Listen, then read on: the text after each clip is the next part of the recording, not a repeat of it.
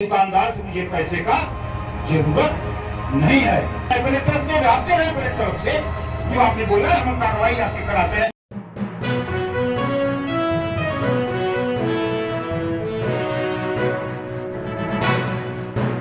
नमस्कार सर, यात्रा न्यूज में आप सभी का स्वागत है। अन्य योजना वितरण के समय नगर विधायक ने कोटेदार और सप्लाई इंस्पेक्टर को खरी खोटी सुनाई। उत्तर प्रदेश के मिर्जापुर जनपद में दिनांक 5 अगस्त 2021 को प्रधानमंत्री गरीब कल्याण योजना के अंतर्गत सभी पात्र कार्डधारकों को निःशुल्क राशन और भारत के यशस्वी प्रधानमंत्री नरेंद्र मोदी और उत्तर प्रदेश के यशस्वी मुख्यमंत्री योगी आदित्यनाथ जी के द्वारा दिए गए बैग का भी वितरण किया जा रहा था। ग्राम सभा के गैपुरा में कोटेदार विष्णुकांत दुबे के द्वारा भी माननीय नगर विधायक रत्नाकर मिश्रा, ग्राम प्रधान विजयधर दुबे, खंड विकास अधिकारी अश्विनी कुमार सिंह, मंडल अध्यक्ष इंद्र बहादुर सिंह, मंडल उपाध्यक्ष मंगलदत्त मिश्रा, सप्लाई इंस्पेक्टर विजय कुमार सोनकर, ई पास ऑपरेटर आशीष कुमार गुप्ता, ग्राम प्रधान विंध्याचल केवटान बबलू यादव, दिनेश गुप्ता भटेवरा की उपस्थिति में बहुत ही अच्छी तरीके से वितरण किया जा रहा था और लगभग 200 पात्रों को निःशुल्क राशन और बैग भी दिया गया। नगर विधायक रत्नाकर मिश्रा ने कहा कि निःशुल्क राशन और बैग का वितरण माननीय प्रधानमंत्री मोदी जी और मुख्यमंत्री योगी आदित्यनाथ के द्वारा सभी देशवासियों को आज बांटा जा रहा है। किसी से पैसा नहीं लिया जा रहा है। कोटेदार विष्णुकांत दुबे ने वहां पर उपस्थित सभी लाभार्थियों से कहा, यदि किसी को मेरे द्वारा राशन मिलना कम तौल अथवा किसी बात से तकलीफ हो तो माननीय के सामने कहे। किसी ने खाद्यान्न से संबंधित कमियां नहीं बताई।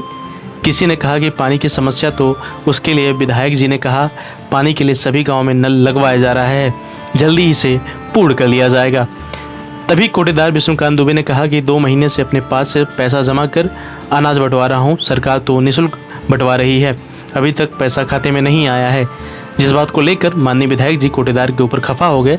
उन्होंने कहा कि निःशुल्क राशन आप बंटवा रहे हो कि माननीय योगी आदित्यनाथ जी बंटवा रहे हैं, हमारे सामने हमारे ही सरकार की बुराई करते हो, अभी तुम्हारे खिलाफ कठोर कार्रवाई की जाएगी। वहीं सप्लाई इंस्पेक्टर को भी बुलाकर उन्होंने खरी खोटी सुनाई और उन्हें भी उनके खिलाफ कानूनी कार्रवाई करने की चेतावनी दी। सप्लाई इंस्पेक्टर गिड़गिड़ाते हुए हाथ जोड़कर विनती की, माननी गलती हो गई, अब दोबारा ऐसी गलती नहीं होगी। फिर भी विधायक जी ने कहा कि तुम गलत हो, इसलिए तुम्हारे खिलाफ कार्रवाई की जाएगी। कोटेदार ने कहा कि मान्यवर चाहे मेरा आंतरिक कष्ट समझे अथवा मुझसे गलती हो गई, फिर भी विधायक नाराज होकर वहाँ से चले गए।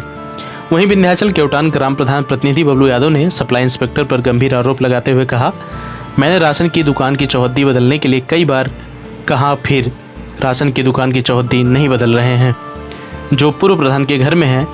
बबलू यादव ने कहा कि जब भी राशन लेने गांव के लोग जाते हैं तो कोटेदार अभद्रता से बात करते हैं और गाली गलौज करते हैं। हम चाहते हैं कि राशन की दुकान की चौहद्दी वहाँ से हटाकर दूसरे जगह की जाए। सत्यात्रा न्यूज़ से आशु शर्मा की खास खबर। धन्यवाद।